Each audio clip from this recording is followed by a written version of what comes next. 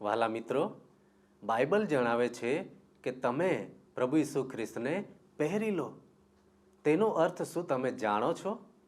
તેનો અર્થ એ છે કે આપણી જીવનશૈલીમાં તેમના નમૂનાને અનુસરવું, તેમના મૂલ્યો અને સિદ્ધાંતોને આપણા જીવનમાં અપનાવવા. શું તમે પ્રભુ ઈસુ ખ્રિસ્તને અનુસરવા તૈયાર છો?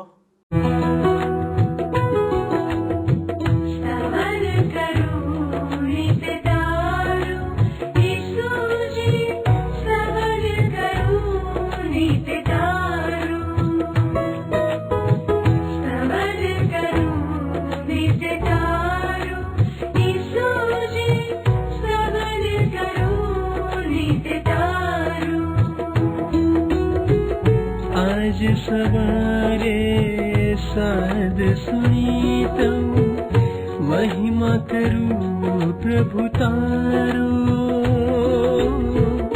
महिमा करूं प्रभु तारो,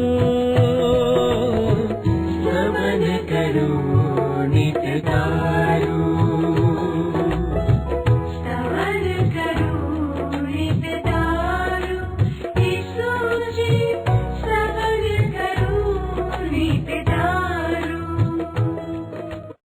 પ્રિય મિત્રો, હું સ્તવન કાર્યક્રમ મારફતે આપ સૌને પ્રેમભરી શુભેચ્છાઓ પાઠવું છું. સ્તવન કાર્યક્રમમાં ઈશ્વરના વચનોનો પદ્ધતિસર અભ્યાસ કરવામાં આવે છે. ઈશ્વરે આપણને બધાને તેમના મહિમા માટે બનાવ્યા છે, પરંતુ પાપને લીધે આપણે ઈશ્વરનો મહિમા કરવામાં નિષ્ફળ જઈએ છીએ. આપણામાંના કેટલાક લોકો એવું પણ કહે છે કે આપણે ઈશ્વરના મહિમાના ગીતો ગાઈએ છીએ. ઈશ્વરના મહિમાના ગીતો ગાવા એ આપણા માટે સારી વાત છે, પરંતુ ઈશ્વરના મહિમાના ગીતો ગાવાની સાથે આપણી જીવનશૈલીમાં ઈશ્વરના વચનોને અનુસરીને ચાલવાથી ઈશ્વરનો સૌથી વધુ મહિમા થાય છે. રોમનોને પત્ર આપણને આ પ્રમાણે કરવા માટે જરૂરી નિર્દેશો આપે છે, જેથી આપણા જીવનમાંથી ઈશ્વરનો સ્ત્રોત વહેવા લાગે છે. આજે આપણે જે પાઠનો અભ્યાસ કરી રહ્યા છીએ તે વિશ્વાસીઓને અન્ય લોકો માટે આશીર્વાદરૂપ બનવા પ્રોત્સાહિત કરે છે. મિત્રો, ઈશ્વરે આપણામાંના દરેકને વિશેષ આવડતો આપી છે, ખરું ને મિત્રો? ઈશ્વર ઈચ્છે છે કે આપણે તે આવડતનો ઉપયોગ વિશ્વાસીઓના વિકાસ માટે કરીએ. દરેક વ્યક્તિ કેટલીક બાબતોમાં નબળી અને કેટલીક બાબતોમાં અન્ય કરતાં સારી હોય છે. ઈશ્વર ઈચ્છે છે કે આપણે બીજાને મદદ કરવા માટે આપણી આવડતોનો ઉપયોગ કરીએ. તેથી આપણે આપણા નબળા વિશ્વાસી ભાઈઓની સેવા કરવા તૈયાર રહેવું જોઈએ. મિત્રો, આજે આપણે રોમન 13:8મી કલમથી લઈને 14મા અધ્યાયની 6ઠ્ઠી કલમ સુધી અભ્યાસ કરીશું. તો ચાલો આપણે આપણા અભ્યાસની શરૂઆત કરીએ. આજે આપણે બાઇબલમાં નવા કરારના વિભાગમાં રોમન લોકોને લખેલા પત્રના 13મા અધ્યાયની 8 થી 14 કલમો જોઈશું, અને એ પછી આગળ 14મા અધ્યાયની 1 થી 6 કલમો જોવા માંગીએ છીએ. ખેર મિત્ર, હવે તમે મારી સાથે સાથે પ્રેમ સંદેશ નામના તમારા પુસ્તકના 455 નંબરના પૃષ્ઠ પર એ ખુલ્લું કરો. હવે જો તમે 8મી કલમ જોશો તો એ 456 નંબરના પૃષ્ઠ પર છે. એટલે રોમન લોકોને લખેલા પત્રના 13મા અધ્યાયની 8મી કલમ તમે મારી સાથે સાથે જુઓ. ગત સ્તવન કાર્યક્રમમાં આપણે 7મી કલમ સુધી પહોંચ્યા હતા. આજે 8મી કલમથી શરૂ કરીએ. એકબીજા પ્રત્યેની ફરજો. એ શીર્ષક નીચે 8મી કલમમાં ઈશ્વરનું વચન કહે છે કે કોઈના દેવાદાર બનો નહીં, પરંતુ એકબીજાને પ્રેમના દેવાદાર બનાવો. જે કોઈ બીજા પર પ્રેમ કરે છે તેણે નિયમનું પાલન કર્યું છે. હવે બીજાઓ પ્રત્યેના પ્રેમને દેવું કેમ કહેવામાં આવ્યું છે? દેવું. આપણા પર પ્રભુ ઈસુ ખ્રિસ્તે જે અસીમ પ્રેમ વેવડાવ્યો છે મિત્ર, એ માટે આપણે પ્રભુ ઈસુ ખ્રિસ્તના દેવાદાર છીએ. આ દેવાની ચૂકવણી કરવાની શરૂઆત પણ જો આપણે કરવી હોય ને મિત્ર, તો આપણે એકબીજાને પ્રેમ કરવો જોઈએ. આપણા પ્રેમ કરતા પ્રભુ ઈસુ ખ્રિસ્તનો પ્રેમ હંમેશા અનેક ગણો વધારે હોવાથી આપણે સતત બીજાઓને પ્રેમ કરવા માટે બંધાયેલા છીએ. તમે તમારા પાડોશી પાસેથી કશુંક ઓછીનું લીધું છે? પ્યાલો ભરીને ખાંડ, મરચું, હળદર, તેલ કે એવું બીજું કાંઈ? તો એ મહેરબાની કરીને પાછું વાળી આપો. કોઈનું કશું એ દેવું બાકી રાખશો નહીં. પ્રેષિત પાઉલ અહીં એમ કહેવા માંગે છે કે વિશ્વાસીએ પ્રેમ સિવાય કોઈનું બીજા કશાનું દેવું રાખવું નહીં. હવે અહીંયા 8મી કલમમાં જે પ્રેમની વાત કરવામાં આવી છે ને મિત્ર, એ કોઈ લાગણીશીલ ઉર્મી માત્રની વાત નથી. પ્રેમ એ તો બીજા પ્રત્યે પોતાની ઈચ્છા શક્તિનો ઉપયોગ કરીને ભરવામાં આવતું બલિદાનયુક્ત પગલું છે. 9મી કલમ જુઓ. વ્યભિચાર કરવો નહીં, ખૂન કરવું નહીં, ચોરી કરવી નહીં, લોભ રાખવો નહીં. આ બધી આજ્ઞાઓનો સાર આ એક જ વાક્યમાં મળી જાય છે. જેવો પોતા પર તેવો જ બીજા પર પ્રેમ રાખ.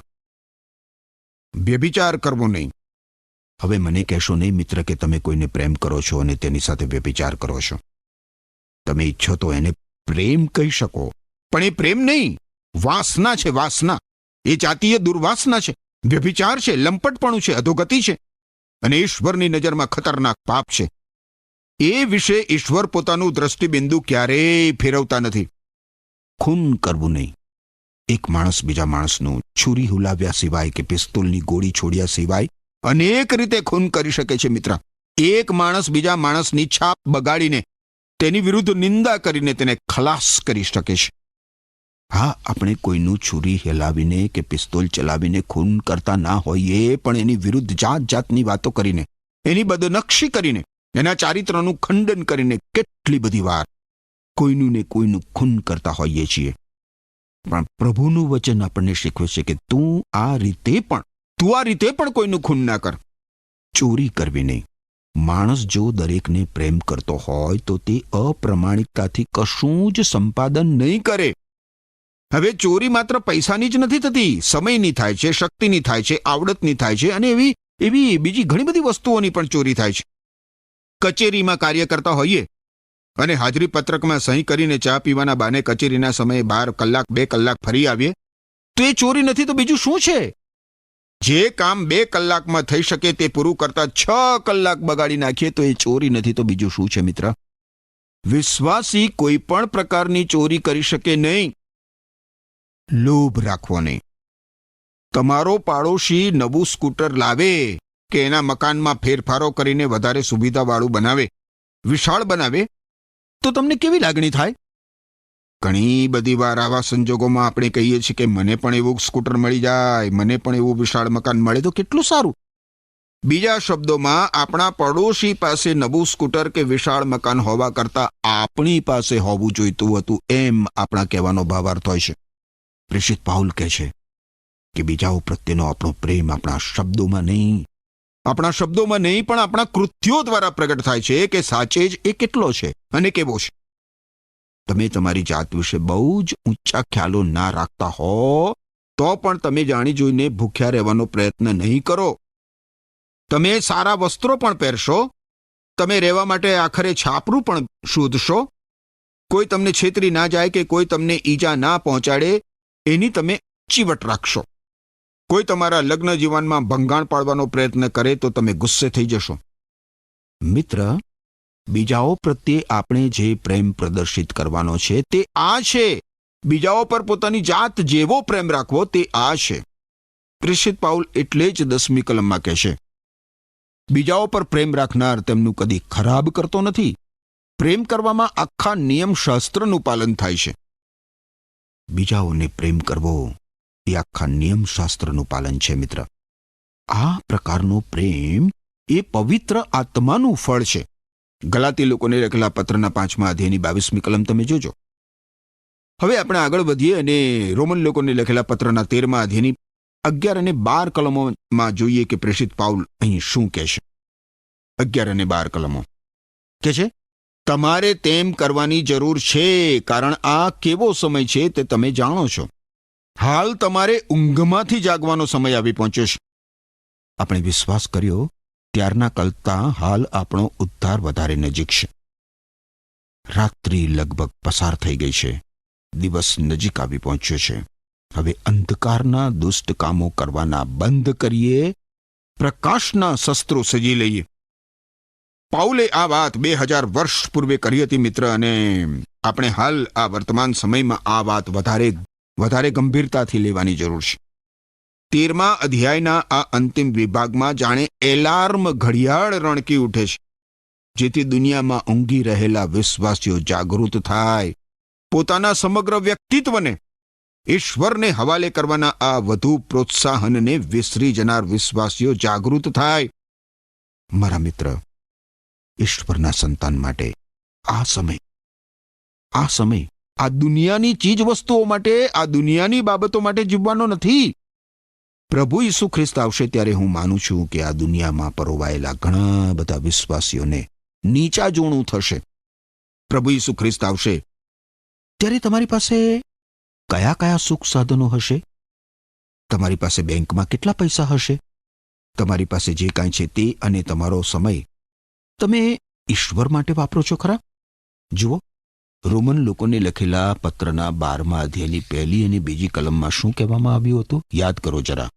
અહીં પ્રેષિત પાઉલ કહે છે કે મારા ભાઈઓ, ઈશ્વરે આપણા ઉપર ઘણી દયા કરી છે, તેથી તેને ધ્યાનમાં રાખીને મારી તમને આ વિનંતી છે, તમે તમારી જાતનું જીવંત ઈશ્વરની સેવાને માટે અલગ અને તેમને પસંદ પડે એવું અર્પણ કરો. ઈશ્વરનું સાચું ભજન કરવાની એ જ રીત છે.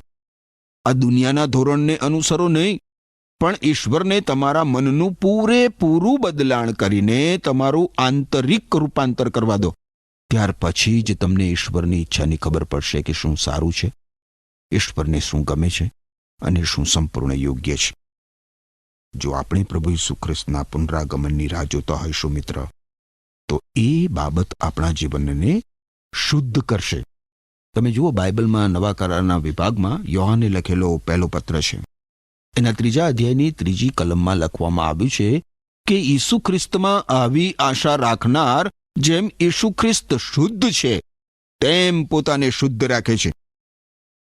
આપણા માટે મિત્ર જરૂરી એ છે કે આપણે જાગૃત થઈએ આપણે, અને આ ઘડીમાં ઈશ્વર માટે જીવતા થઈએ.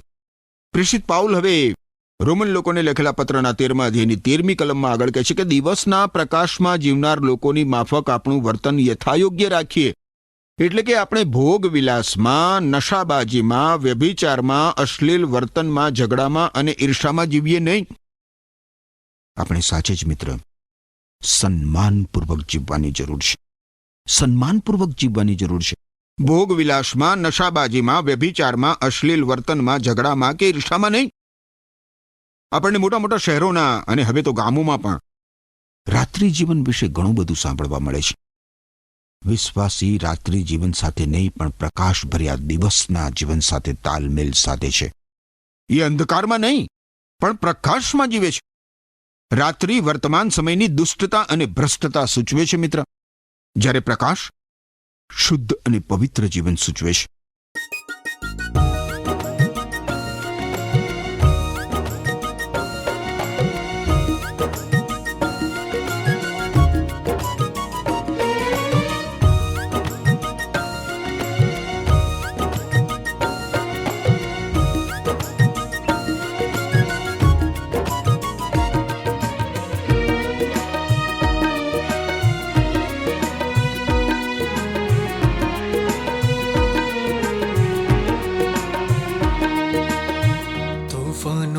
સાથે રહેનારો છે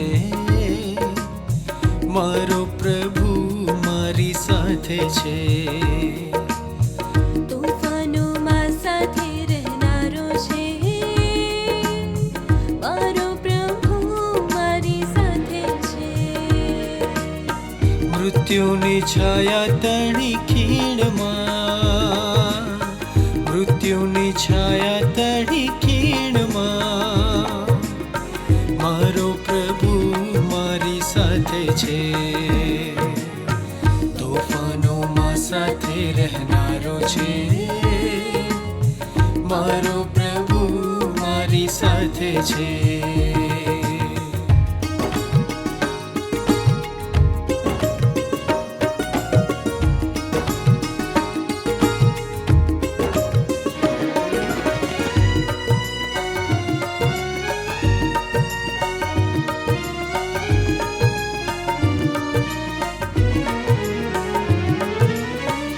સત્ય સનાતન જીવન તું, તારણનો દેનારો તું.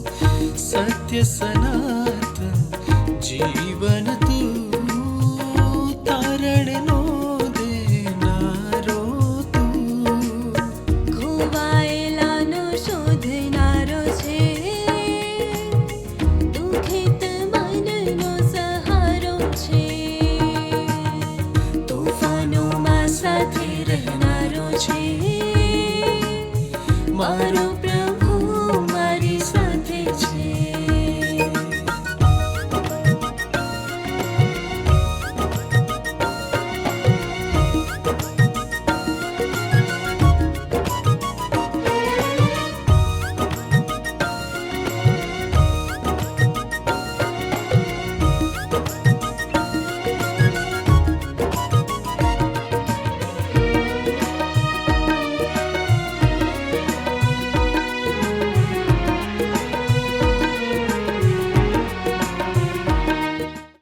હવે મિત્ર આપણે 13મા અધ્યાયની છેલ્લી કલમ જોઈશું, 14મી કલમ. શું કહે છે પ્રેષિત પાઉલ અહીંયા? પ્રભુ ઈસુ ખ્રિસ્તના શસ્ત્રો સજી લો અને તમારા દેહની વાસનાઓ સંતોષવા તરફ ધ્યાન ના આપો. દેહની ઈચ્છાઓ સંતોષવા કેટલા બધા વિશ્વાસીઓ દરેક પ્રકારની જોગવાઈ કરે છે, જ્યારે ઈશ્વરની હજુરમાં જવાની કશી જ જોગવાઈ કરતા નથી. મારા મિત્ર, હું તમને યાચના કરું છું કે તમારા જીવનમાં પ્રથમ સ્થાને પ્રભુ ઈસુ ખ્રિસ્તને તમે મૂકો અને ઈશ્વરના પવિત્ર વચનોનો પ્રચાર કરો. આ સૌથી મહત્વની વાત છે. ખેર, આપણે હવે રોમનોને લખેલા પત્રના મહત્વના 14મા અધ્યાયમાં મિત્ર પ્રવેશ કરીએ છીએ. મને ખાતરી છે મિત્ર કે 14મા અધ્યાયમાં પ્રેષિત પાઉલ જે કહે છે તેનાથી ગૂંચવાયેલા ઘણા બધા વિશ્વાસીઓને બહુ જ મોટો લાભ થશે. તમે મિત્ર મારી સાથે સાથે 14મા અધ્યાયની પહેલી કલમ હવે જોશો.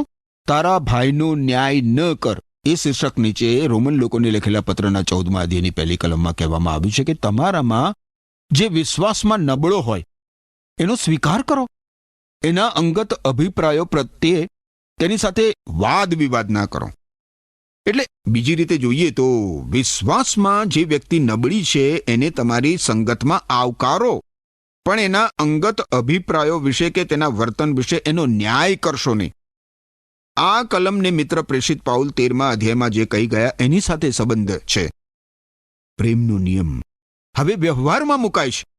વિશ્વાસમાં નબળો એનો અર્થ મિત્ર એવો નથી થતો કે ઈસુ ખ્રિસ્તના શુભ સંદેશમાંના મહાન સત્યોમાં જે નબળો હોય તે. ઈસુ ખ્રિસ્તના શુભ સંદેશમાંની વિશ્વાસ કરવા યોગ્ય હકીકતો વિશે જે નબળો હોય તે. ના ના ના ના ના, એવો માણસ નહીં. વિશ્વાસમાં નબળો એટલે વિશ્વાસની ગુણવત્તામાં નબળો. વિશ્વાસમાં નબળો એટલે નબળાનો વિશ્વાસ આચરણની વર્તનની બાબતો વિશે ઠોકર ખાય છે અને અચકાય છે. એને ખબર નથી હોતી કે અમુક બાબતો સંબંધી તેણે કેવું વલણ અપનાવવું જોઈએ. આવી વ્યક્તિનો વિશ્વાસીઓની સંગતમાં ખુલ્લા હાથે સત્કાર થવો જોઈએ. તમે એની સાથે સહમત થાવ કે ના થાવ તો પણ જો તે પ્રભુ ઈસુ ખ્રિસ્ત પર વિશ્વાસ કરતો હોય તો તમારે એનો સ્વીકાર કરવો જોઈએ. હવે 14મા અધ્યાયની બીજી કલમ જુઓ. અહીં શું કહેવામાં આવ્યું છે? કોઈનો વિશ્વાસ તેને બધું જ ખાવાનું કહે છે, પણ વિશ્વાસમાં જે નબળો છે તે શાકભાજી ખાય છે. વિશ્વાસમાં જે પરિપક્વ છે તેવી વ્યક્તિ તો બધા જ પ્રકારનો ખોરાક લે છે, કારણ કે એ જાણે છે કે માર્ક અનુસાર શુભ સંદેશ બાઇબલમાં નવા કરારના વિભાગમાં એના 7મા અધ્યાયની 19મી કલમ પ્રમાણે પ્રભુ ઈસુ ખ્રિસ્તે સર્વ પ્રકારના ખોરાકને શુદ્ધ ઠરાવ્યો છે.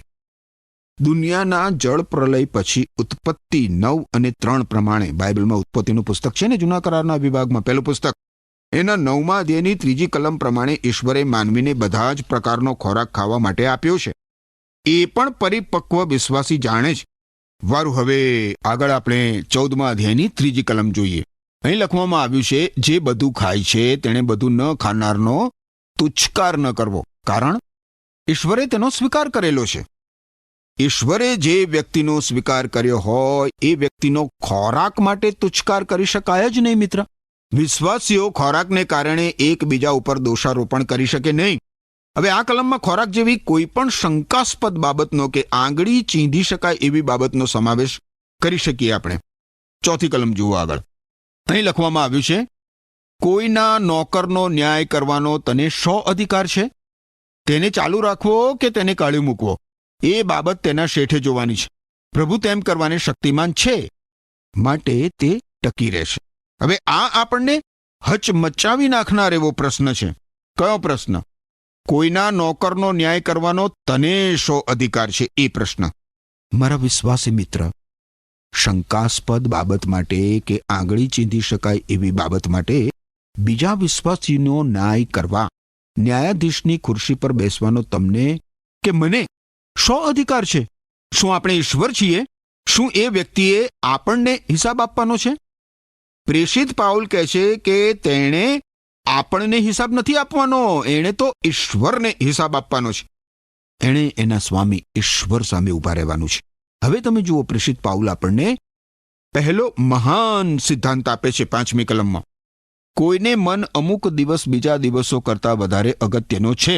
વળી બીજા કેટલાકને મન બધા જ દિવસો સરખા છે. દરેકે પોતાના મનમાં સંપૂર્ણ ખાતરી કરી લેવી.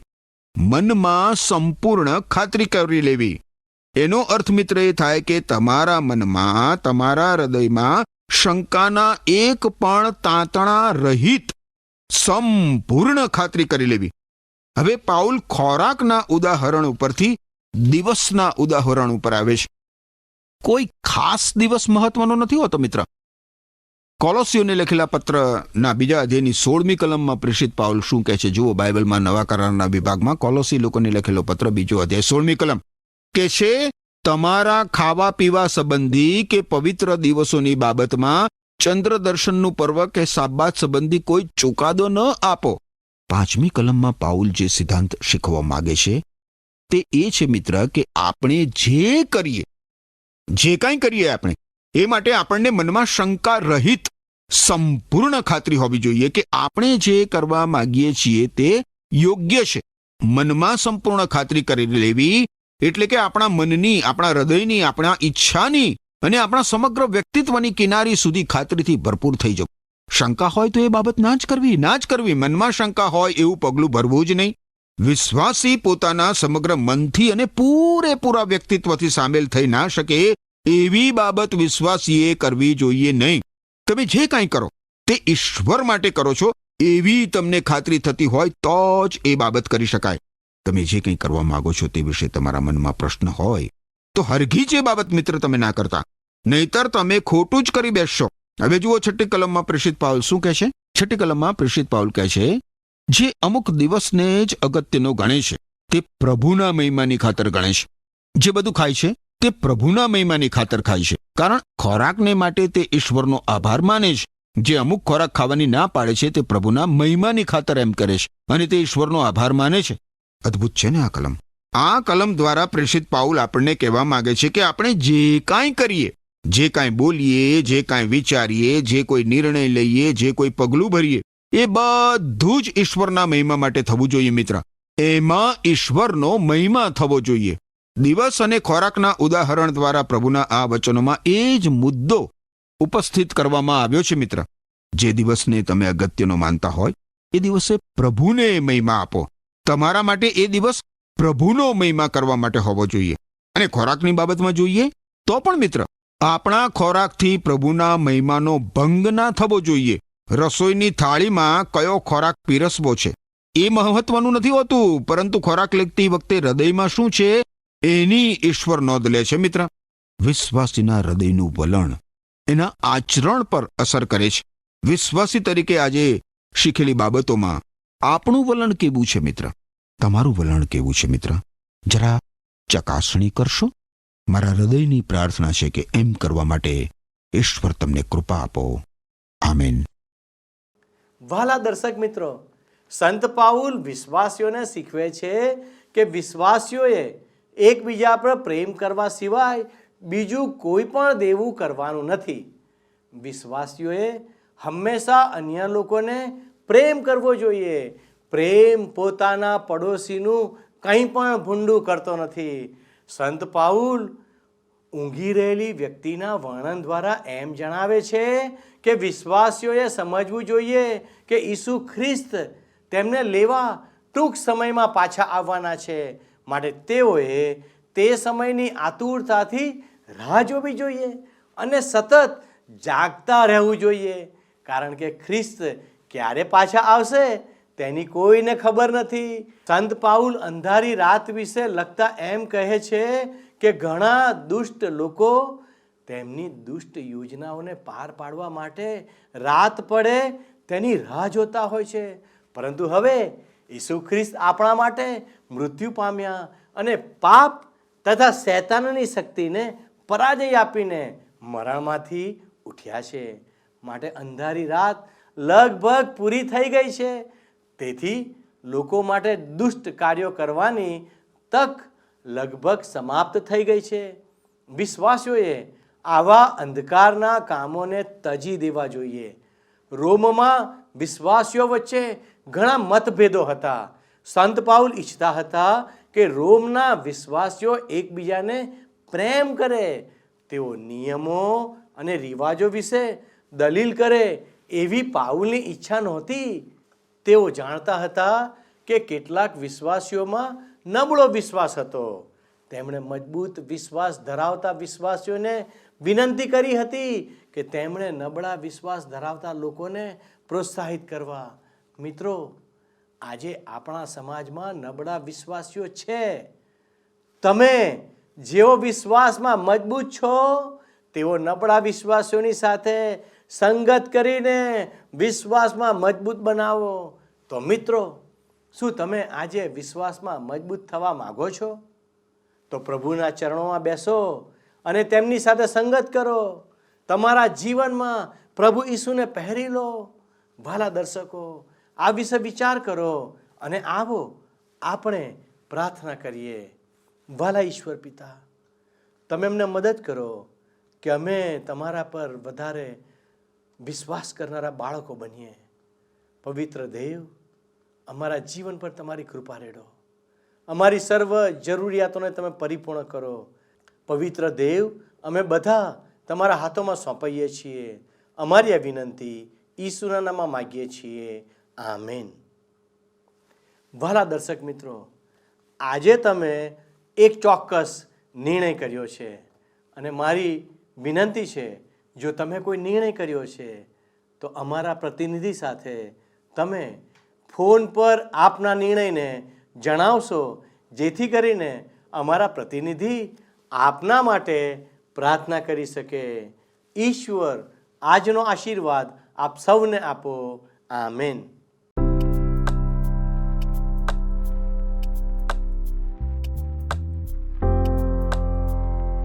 મિત્રો, ગત પ્રશ્નોનો જવાબ છે ઈશ્વરની.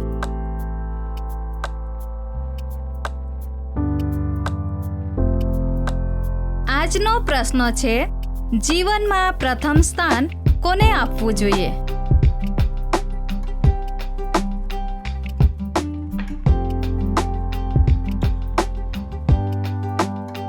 જવાબ આપેલ સ્ક્રીન પર દર્શાવેલ વોટ્સએપ નંબર પર આપવાનો રહેશે.